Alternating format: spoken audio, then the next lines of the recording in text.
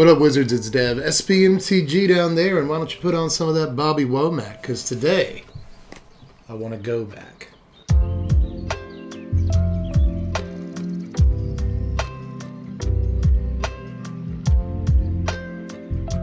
Over the last quarter of a century now, Magic has brought us to some places that are just as iconic, in my mind, as a Magic player, just as formative to my experience, as places like Cloud City from Star Wars, or the Shire from Lord of the Rings are to a broader audience. In Wizards of the Coast, dare I use the word excels, even, at creating these fantasy planes that may riff off of other ideas that we've seen in popular fantasy fiction before, but still making them feel very much like their own places. And really, I think they should keep doing that all the time, because they're so good at it. I love new sets. I also have YouTube brain. After 7 years on YouTube, you kind of think I have to address everything that someone could possibly say in the comments section. And I know that someone's going to be like, oh, well, this guy just doesn't like new sets, does he? I bet you hated Kaldheim. Like, actually, I loved Kaldheim. I'd like to go back to Kaldheim. Honorable mention, Kaldheim. It's a good plane. I didn't get enough of that. So I love new planes. Like, one of the best parts of being a Magic player, honestly, is seeing like what they pull ideas from and how they use the source material, but still make a plane seem unique and like its own thing with its own story and characters. So I love new stuff, and like everything we're going to talk about at some point was a new set that got me stoked enough to want to see more of it. And I can't wait for New Capenna to drop. I want to see like what they did with that world, what it is, what it looks like, all that stuff. I'm really interested in the flavor of like a crime boss family plane that works on 3 color combinations. That seems so awesome. So like, new stuff, great. But I also feel like with the release of Kamigawa just a couple of weeks ago, it's under our belt. Everyone was really excited to come back, and it's one of Magic's more successful releases in terms of hype level, at least. And what feels like a really long time, a lot of people are happy to either go back to Kamigawa or even just see it for the first time, because it's a pretty awesome place to be, right? So with that going on right now, I felt like today would be a pretty good time to talk about some other sets that I would really like to go back to if we ever get the time to in the future. You know, Wizards is like always trying to find places to go back to. It took us like 20 years to get back to Kamigawa, but we finally made it. And I imagine there's going to be some places that we also want to go back to if we want to make them dollars. And at the end of the day, isn't that what Wizards of the Coast wants? They want to make them sweet American dollars. Specifically, we'll talk about 3 places that I want to get back to the most, but there's a whole bunch of places we could go, and I'd be super happy about it. This could be a top 10. You know, I've already mentioned Kaldheim. Want to get back there, but I think a lot of people want to go back to Tarkir or give Amonkhet or Kaladesh another try. Those are all good sets. But if it were up to me, I'd go back to Mercadia tomorrow, but I'm pretty sure that New Capenna is just going to be a better version of Mercadia, an updated version of Mercadia, so probably won't ever get to go back to that plane. It's sad. But aside from that, I guess I'd want to go back to Dominaria, but that's going to take care of itself soon because I think we have 2 sets that take place in Dominaria later on this year, which is cool. There's also Jumara, which is the plane that Mirage takes place on, but I'm actually fairly certain that it's still part of Dominaria, so I don't know if it's completely in contention. But I'm going to do some wacky stuff to justify some of these picks today, so Jumara could definitely have been on the list if I wanted it. Can I change the list now? I'd like to go back to Mirage Land. That's so... What a cool place that was. But anyway, let's get to the actual proper list here. Now, the first place that I want to go back to is probably going to send a lot of the Vorthos in the room into a conniption fit. They're going to be in the comments section like a bunch of chickens. Just, you can't do that because bagok. But the first place I want to go back to, spicy pick here, is Wrath. Now, for the uninitiated, Wrath was the setting of Tempest block. Tempest, Stronghold, and Exodus all took place on this plane, where we followed the exploits of the Weatherlight crew in their quest against Volrath. Now, virtually all of Wrath is composed of a substance known as flowstone, a sort of magmatic rock that emanates from a place called the Stronghold. And because flowstone was always coming out of the Stronghold, that resulted in the plane itself getting bigger and bigger as time went on. Now, this was by design because the Stronghold and the whole plane, in fact, were all created by the Phyrexians themselves. The idea here, weird as it sounds, was to let Wrath grow and grow over centuries until it became the same size and even shape as Dominaria, at which point the Phyrexians would overlay Wrath on top of Dominaria. This would lead to an eventual invasion, which is precisely what happened a few years after Tempest Block in, wouldn't you know it, Invasion. That was the name of the set and everything. Now, as a result, Wrath is now more or less non-existent, merged with the plane of Dominaria forever. But while it was still around, Wrath was a very dark, brooding, mysterious, even gloomy setting. Tempest Block was easily the most world building that Wizards of the Coast had ever put into a Magic set up to that point. So maybe it was because these were during extremely formative years of my life where I was just sort of beginning to really get into Magic the Gathering. But this setting has always stuck with me. Not just the characters, but the plane of Wrath itself. So have a lot of the mechanics from these sets. I would love them to bring back buyback and maybe make it a little bit more fair this time around. Buyback is one of my favorite mechanics, but it's also one of the more oppressive mechanics of all time. But there's all kinds of fun mechanics in this set. We can bring back slivers, which people unanimously love when Wizards of the Coast does that. But you could even do Shadow again, which is one of the cooler mechanics of all time from a flavor perspective. It's basically almost unblockable creatures. Only creatures with Shadow can block creatures with Shadow. Not only is that awesome, but there's a lot of different ways you can implement this into gameplay that I think would be really neat. You could power up Shadow and power down buyback, I think to great effect nowadays. And of course, reserve list or not, there's plenty of fun reprints to be had. If you go back to Wrath, some of the most iconic Magic cards of all time are from this time period. Your Lotus Petals, which is basically a free treasure token, kind of broken, but imagine if they reprinted that. Wasteland, a kind of fixed strip mine that still goes a little far in terms of pure power level. And Cursed Scroll is from this set. All kinds of fun, iconic, and extremely powerful cards could get reprints, and A, I wouldn't be upset about it, and B, I really don't think they would be too overpowered in modern day Magic, except for maybe Lotus Petal and Wasteland. Pretty much all the cards I've just listed. Although I gotta admit, part of me would be really excited to see them reprint Lotus Petal back in the standard and just like, see what happens, you know? Just find out what that would do. Anyway, I have a pitch for this set, and this is probably the silliest part of this video. I'm gonna do it for every plane that I want to go back to, so don't take these too seriously. But again, if you're a Vorthos, if you're a story person, if you know everything about every plane that there ever is to know, because you're a big fan of Magic the Gathering. I'm not going to fault you for that. I know a lot of you are probably still typing your response to me wanting to go back to Wrath. It was the first thing I said in the video. Let's go back to Wrath, guys, because I'm a big dumb idiot and I don't know anything about anything. Well, like I've already said, the plane of Wrath, technically, one could argue, doesn't really exist anymore because it mended with Dominaria. But what if, let's just say, the Phyrexians wanted their plane back? What would happen then? The Phyrexians built that whole plane and then let it bake for, I don't know, 300 years? Centuries is all I really know. So, after a thwarted invasion, you'd think maybe, eventually they'd be like, hey, we can't have Dominaria. Can we at least have the plane that we spent a few hundred years on cooking? So what if they hatched an idea to unmerge Wrath from Dominaria? Is there anything... Can they not do that? Is there any rule anywhere saying that you can't unmerge one plane from another? I'm going to do some research, actually. Hold on, I'll be right back, okay?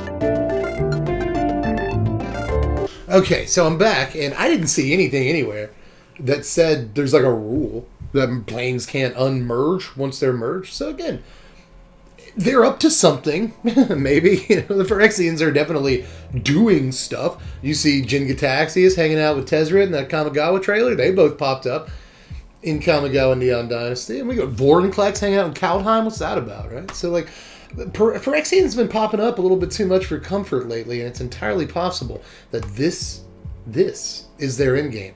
Dumb pitch, but again, there's no rule. One way or the other, Wrath is one of the planes that I spent some of the most important Magic the Gathering years of my life exploring, and I'd really like to go back there again, one way or the other. But speaking of exploring there, matey, there is another plane that I'd like to get back to a lot, and it's one that we haven't actually been gone from for too long. I want to give Ixalan another chance.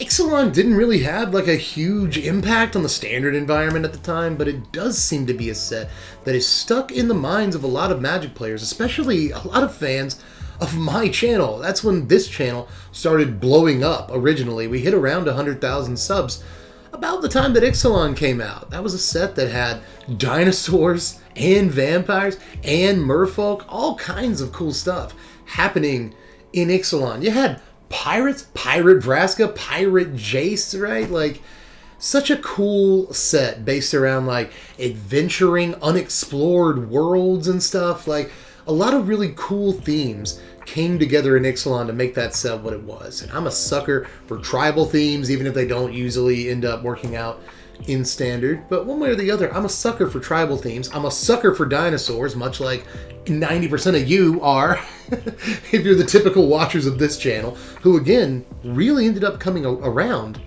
the time Ixalan dropped. Ixalan's art style did a great job of evoking a sense of adventure and exploration, this sort of El Dorado type theme of unexplored territory that you're just seeing for the first time.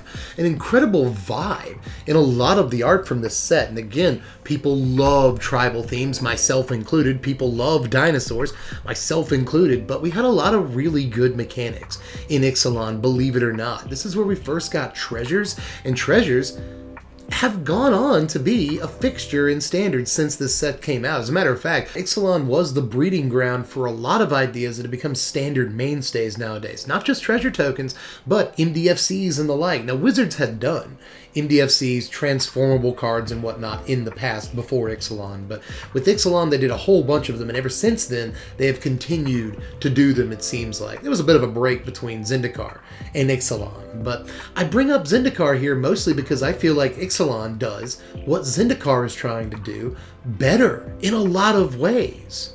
Again, this sort of big atmosphere, exploration, monsters and mysteries behind every corner, uncharted territory. I think Ixalan does much better than a set like Zendikar ever did. And some of the MDFCs from Ixalan were some of the more playable cards from the set. Again, didn't make much of a splash in Standard, but cards like Treasure Map and especially Search for Azcanta sure did. So it'd be nice to see more updated transformable cards. If we see more things like Treasure Map, more things like Search, I'd be very happy with that. But we could also re-examine the Explore mechanic, which people used to think was busted. I would love to go back to a time quaint enough where people think this is a busted mechanic. But no, it's either card advantage or your creature gets slightly bigger when it ETBs. Merfolk Branchwalker was a feared card back in the day, but this is just a 2-mana 2/1 that draws a card, or a 2-mana 3/2.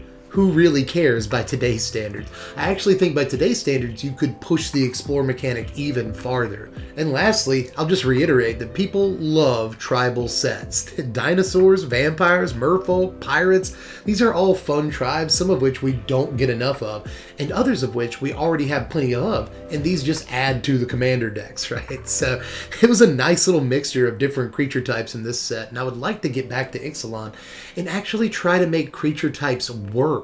My pitch for Ixalan, which I can't even get it out because it's so dumb. I've just written down here on my phone, Dinosaur Smart. Basically like the Reptites from Chrono Trigger. If you sort of, they were smart, right? It turns out that the dinosaurs can actually like talk and they communicate with each other, have a whole society and stuff like that.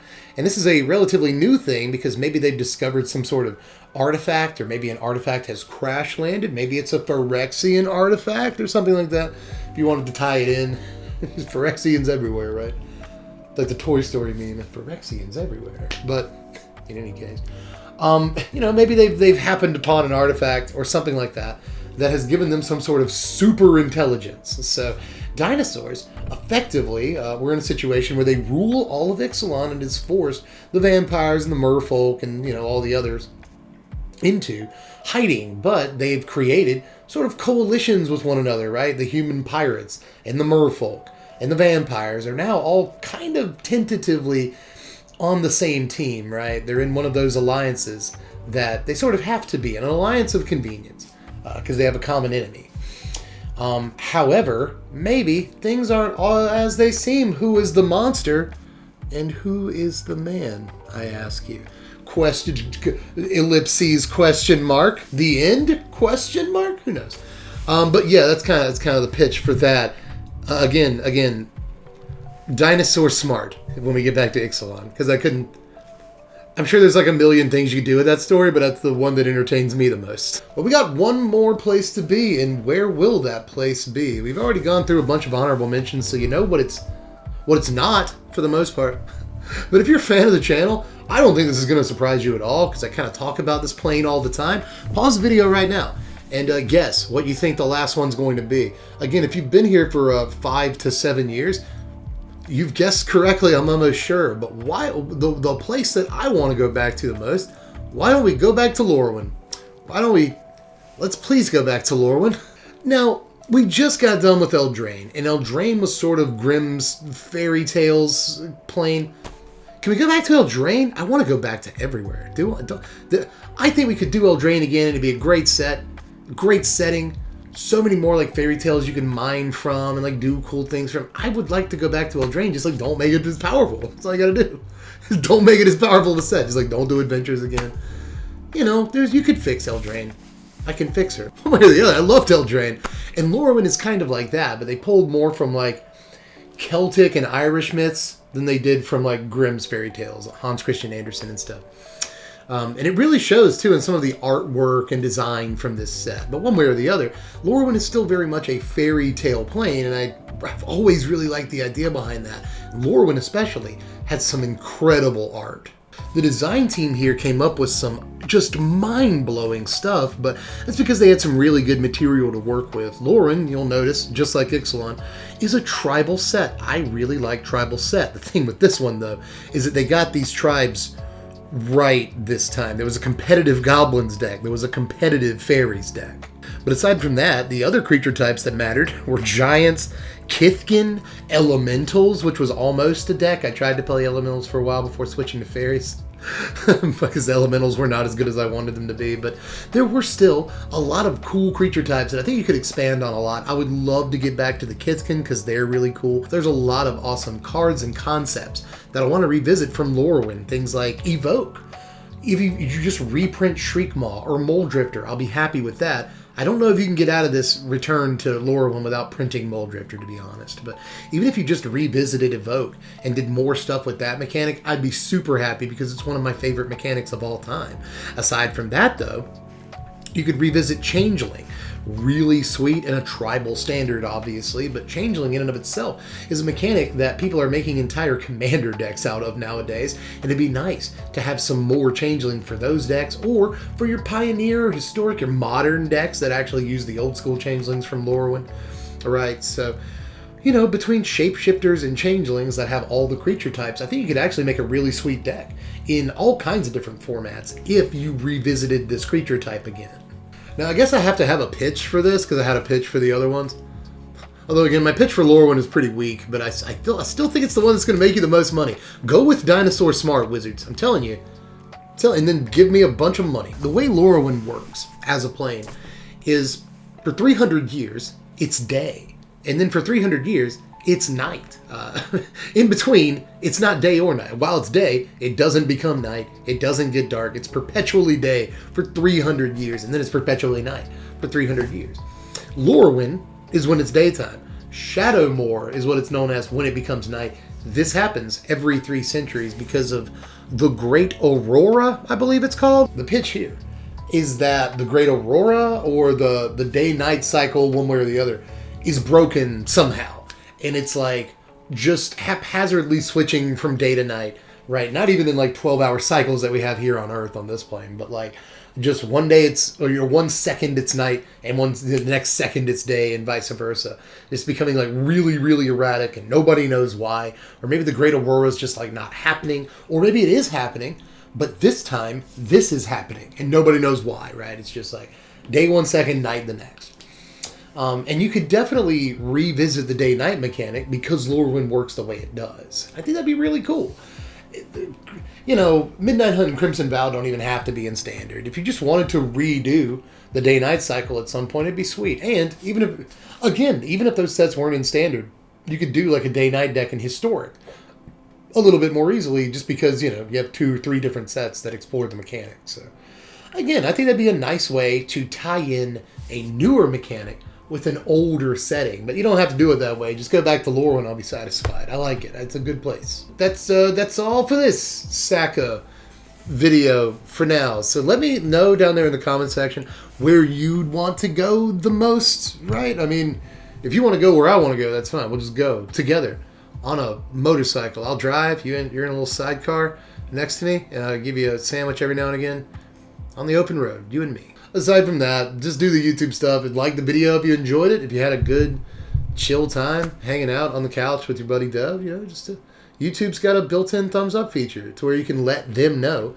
that you enjoyed it, and then it'll recommend it to more people who might potentially enjoy this thing. So like the video if you did like it, and like it even if you didn't like it, just because I want more people to see the video. I'm a YouTuber. I like when more people see my videos. So just like the video, and maybe more people will see it. You can also share it if you want to. Nobody does that anymore, but it'd be nice if you did that. It'd be a cool, solid thing to do.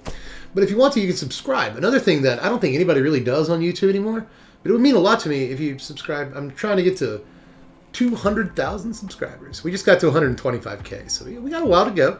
But we will get there together. The climb, it's you and I. But anyway, I guess I'm done. I guess I really am done for this one. So again, just let me know down there what you'd rather do.